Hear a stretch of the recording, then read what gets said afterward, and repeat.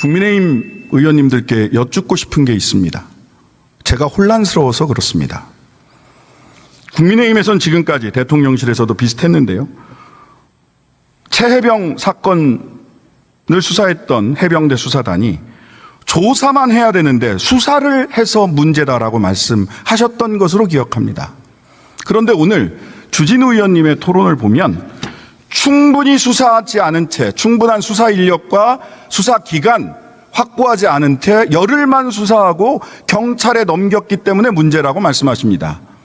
해병대 수사단에는 수사권이 있습니까? 없습니까? 수사를 해서 문제입니까? 수사를 충분히 하지 못해서 문제입니까? 3, 2, 1. 충분히 수사하지 못한 게 문제다. 열흘 수사하고 제한된 인력으로 수사해서 넘겼다, 경찰에. 그게 문제다. 그러면 기록을 강탈하지 말고 경찰에 그냥 수사하게 놔두셨어야죠. 그랬으면 왔다 갔다 사건 기록 왔다 갔다 하면서 이런 일이 발생하지 않는 것 아닙니까? 왜 경찰로부터 기록을 회수 또는 강탈해 가셨는지 여쭙지 않을 수 없습니다. 두 번째, 이종섭 장관은 수사기록 이첩을 결재하는 공문서에, 이첩을 명령하는 공문서에 결재 사인을 하셨습니다. 묻고 싶습니다. 이렇게 공문서에 사인을 해서 결재한 공문서를 취소하려면 어떻게 해야 합니까? 구두로 취소가 가능합니까? 제가 아는 행정 절차 규정은 구두 취소가 불가능하다라고 저는 이해하고 있습니다. 따라서 이첩을 결정한 결재 문서는 단 한 번도 지금까지 취소된 사실이 없습니다. 있습니까? 없습니다. 그렇다면 무엇을 근거로 해서 수사 기록을 회수 또는 강탈해 가신 겁니까? 누가 이종섭 장관의 명령을 따른 것이고 누가 이종섭 장관의 명령을 따르지 않은 것입니까? 이첩을 결정한 공문서에 이종섭 장관, 국방부 장관이 사인을 했고 결재를 했고 그 결재에 따라서 사건을 이첩했습니다. 박정원 수사단장은 뭐가 잘못된 겁니까? 그 공문서 취소된 적이 있습니까? 없습니다.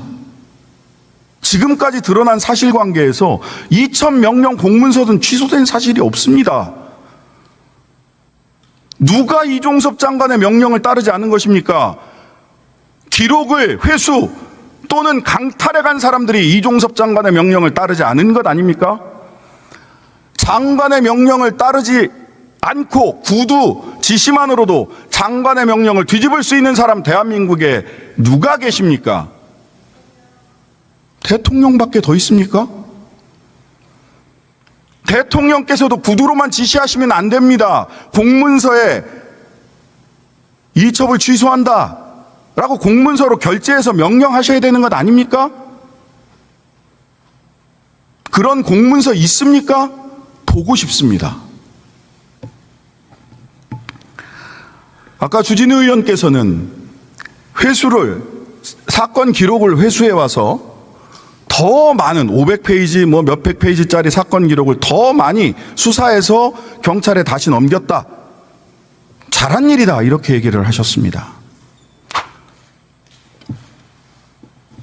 도둑질한 금괴에 쌀을 넣어서 돌려주면 도둑질이 잘하는 일이 되는 겁니까? 강탈하는 순간 이미 범죄가 저질러진 것 아닙니까? 기록 500페이지가 1000페이지가 되고 10,000페이지가 된다고 하더라도 기록을 강탈해 간 사실이 달라집니까? 금괴를 훔쳐가서 그 안에 쌀이 아니라 금싸라기를 넣어서 돌려준다고 하더라도 금괴를 훔쳐간 행위가 도둑질이라는 사실 달라집니까? 무슨 기록 500쪽이 1000페이지, 10,000페이지가 됐으니 잘한 일이라고 변명을 하십니까?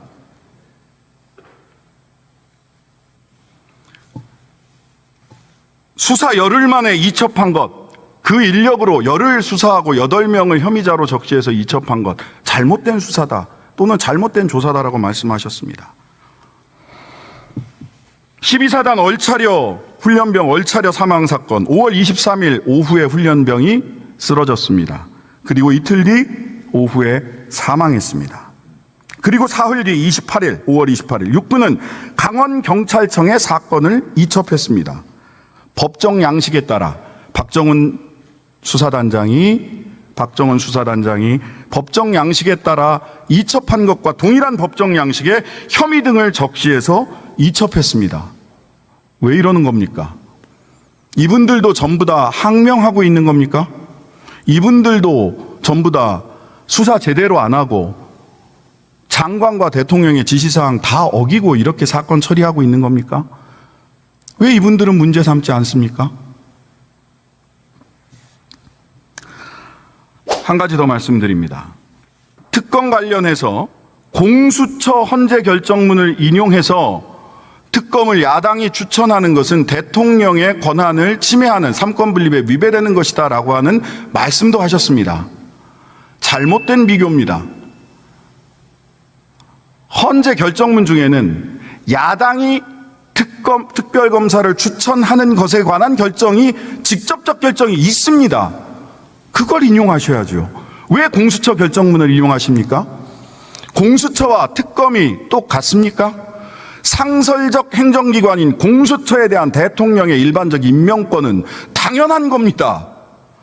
하지만 대통령이 핵심 수사 대상이 되는 특검에서 야당이 추천을 해서 대통령이 임명하는 특검법에 대해서 헌재는 합헌 결정을 내린 바 있습니다. 그 결정문을 인용하셔야죠. 왜 그 결정문 인용하지 않으십니까? 불리하니까. 안 그렇습니까?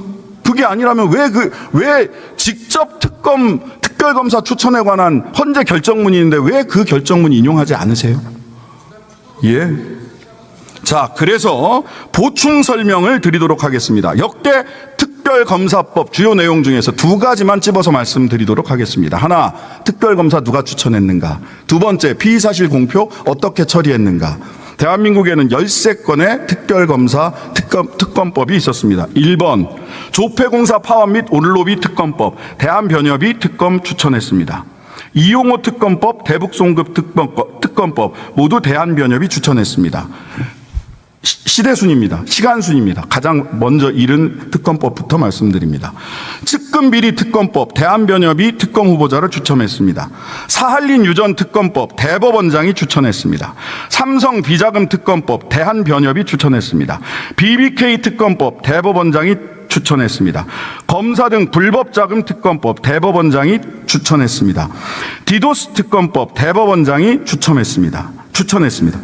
여기서부터 주의해서 들어주십시오. 역사적인 순서니까요.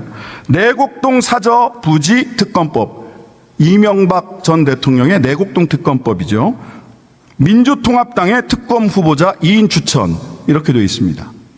당시 야당 민주통합당이 그냥 2명을 다 추천했습니다. 삼성 특검법, 상설 특검법은 빼겠습니다. 이건 상설 특검법이니까 일반적 특검법이 아닙니다. 최순실 등 국정농단 특검법, 더불어민주당, 국민의당 각각 특검 후보자 2인을 추천합니다. 여기는 아예 당명까지 지정되어 있습니다. 더불어민주당과 국민의당. 그리고 국민의당이 추천했던 박영수 특검이 되었고요. 특검 후보가 특검이 되었고, 수사팀장은 윤석열. 그 수사단원 중에 한동훈. 윤석열 대통령은 그럼 지금으로 보자면 위헌적인 특검의 수사단장을 하신 겁니다. 그때는 맞고 지금은 틀립니까? 그때는 맞을 수 있고 지금은 틀릴 수 있습니다. 그러면 이유를 분명히 대셔야죠. 그때는 왜 그런 위헌적인 특검의 수사단장으로 윤석열 대통령 가셨는지, 지금은 대통령인 지금은 왜 안 되는지 솔직하게 말씀을 해주셔야지 저희들이 납득을 하고 토론을 할 수 있지 않을까요? 드루킹 특검법, 자유한국당, 바른미래당, 평화정의의 의원 모임이 대한변협 추천 4인 중 특검 후보자 2인 추천, 대한변협이 4명의 풀을 제공하고 야당이 2명을 추천하는 안입니다. 이해람 중사특검법, 대한변협이 각 2인씩 추천한 4인 중 특검 후보자 2인을 교섭단체 합의로 추천하게 되어 있습니다. 즉 역사적으로 보자면 대한변협이나 대법원장이 추천했던 특검 후보를 추천했던 특검은 사실상 모두 실패했습니다. 그 이후 이러한 역사적 교훈이 있었기 때문에 대통령, 권력을 향한 특검은 야당이 추천하도록 해왔다는 겁니다. 왜 이 사실에 눈 감으십니까? 왜 역사적 사실로부터 배우지 않으십니까? 왜 같은 말만 반복하십니까? 이 역사적 사실에 대해서 평가하고 논리를 대고 근거를 가지고 말씀해 주셔야 되는 거 아닙니까?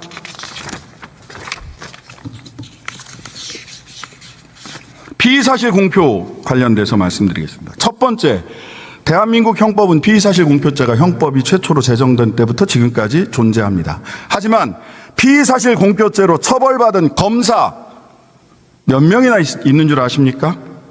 한 명도 없습니다. 그런 분이 피의사실 공표, 그 검사 출신이신 분들이, 지금의 또 검사들이 피의사실 공표를 이야기하는 것 자체가 저는 넌센스고 코미디고 내로남불이라고 생각합니다. 각 특검에서 각 특검에서 언론 브리핑 어떻게 처리했는지 살펴보도록 하겠습니다. 박근혜 정부의 최순실 등 민간인에 의한 국정농단 의혹 사건 규명을 위한 특별검사의 임명 등에 관한 법률 제12조 사건의 대국민 보고, 국민의 알 권리 보장을 위하여 피의사실 외의 수사 과정에 대하여 언론 브리핑을 실시할 수 있다. 드루킹 특검 피의사실 외의 수사 과정에 관한 언론 브리핑을 실시할 수 있다. 이해람 중사 사건 국민의 알 권리 보장을 위하여 피의사실 외의 수사 과정에 대해 언론 브리핑을 실시할 수 있다. 이용호 주가 조작 횡령 사건 특검 특별검사는 수사 완료 전에 같은 조문이 있고요. 거기에 덧붙여서 특별검사는 수사 완료 전에 1회에 하나여 중간 수사 결과를 발표할 수 있다. 심지어 중간 수사 결과를 발표할 수 있는 조항까지 포함되어 있습니다. 한국철도 등의 사할린 유전개발 참여 관련 의혹 사건 진상규명을 위한 특별검사법, 여기도 특별검사는 수사 완료 전에 1회에 하나여 중간 수사 결과를 발표할 수 있다라고 규정되어 있습니다. 왜 이 특검들은 전부 다 심지어는 1회의 중간 수사 결과 발표까지 허용하는데, 왜 이번 특검은 갑자기 피의 사실이 공표되고 갑자기 국민의힘과 검사 출신 의원님들 또는 검사 출신 대통령께서 피의자의 인권에 이렇게 예민하고 민감하게 구시는지 이해하기 어렵지만 환영합니다. 다만 그것이 권력자들의 피의 사실 공표에 대한 금지가 되지는 않아야 한다라고 저는 생각합니다. 법은 만인에게 평등해야 되는 거 아닙니까?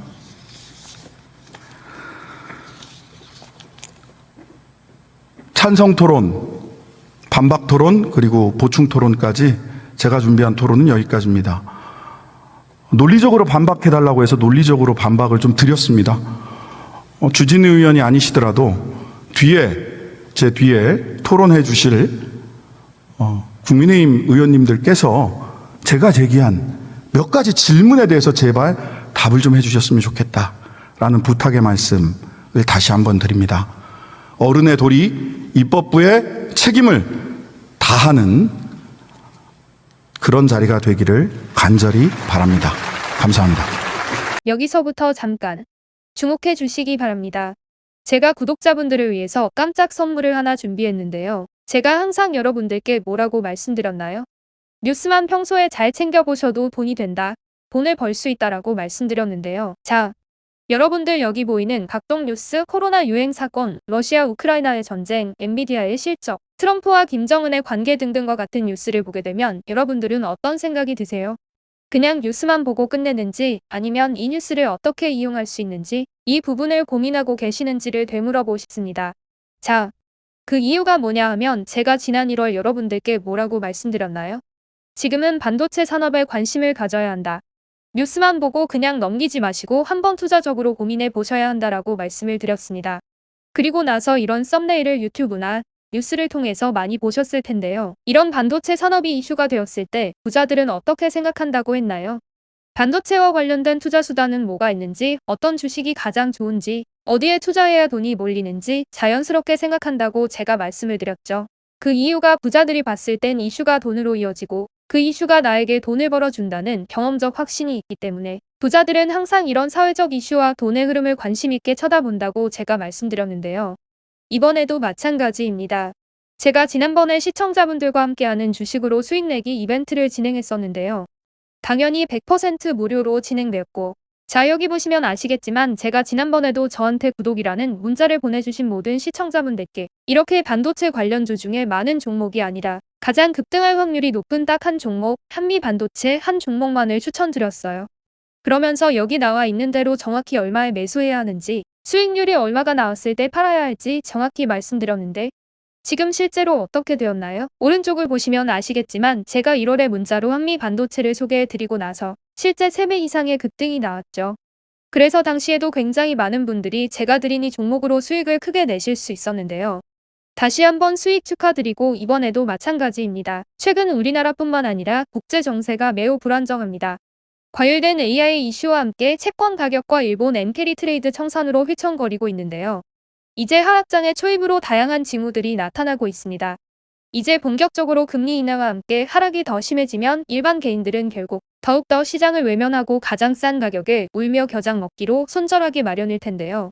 사실 역사적으로 이런 시그널이 있을 때야말로 좋은 주식을 저점에서 매수할 수 있는 절호의 기회입니다. 즉 좋은 주식 시장 상황 영향에 따라 어쩔 수 없이 떨어질 때를 적극적으로 노려야 한다는 거죠. 자, 그렇기 때문에 제가 이번에도 뭘 보내드린다고요? 지난번과 마찬가지로 구독이라는 문자를 보내주시면 제가 이번 하락장에서 보물, 추후 주가가 가장 크게 급등할 한 종목을 구독자분들에게 문자로 종목명과 사고 파는 시점을 모두 알려드릴 거예요. 그래서 여러분들이 주식으로 돈 버는 연습을 한번 해보시라. 이렇게 말씀을 드리고 혹시라도 나는 주식을 하지 않는다라고 하시는 분들은 주변에 주식하시는 분들께 추천해 주셔도 되고 연세가 있으신 분들은 자녀분들에게 한번 이걸로 수익을 내보라고 이렇게 조언해 줄 수도 있으시겠죠. 그래서 지금 이 영상을 보시는 시청자분들 중에 나도 이번 종목이 궁금하다 하시는 분들은 누구나 어느 시간대나 상관없이 부담없이 위쪽 상단에 제 번호 남겨두고 있습니다. 제 번호 010-4292-3138 개인 번호인데요. 지난번처럼 구독이라고 보내주시면 제가 이번에도 똑같이 무료 추천 급등주 문자를 보내드리겠습니다. 제 번호 010-4292-3138로 문자 보내주시면 여러분들이 직접 이슈를 통해서 돈 버는 연습을 해보실 수 있는 것이고 제가 돈을 받는 것도 투자를 대신해 드리는 것도 아니니까 부담없이 신청해 주시면 되는 겁니다. 그리고 수익이 나면 저는 다른 것은 바라지 않습니다. 제 채널에 구독, 좋아요 한 번씩만 눌러주시라 이렇게 다시 한번 말씀드리겠습니다. 긴 영상 시청해 주셔서 감사드립니다.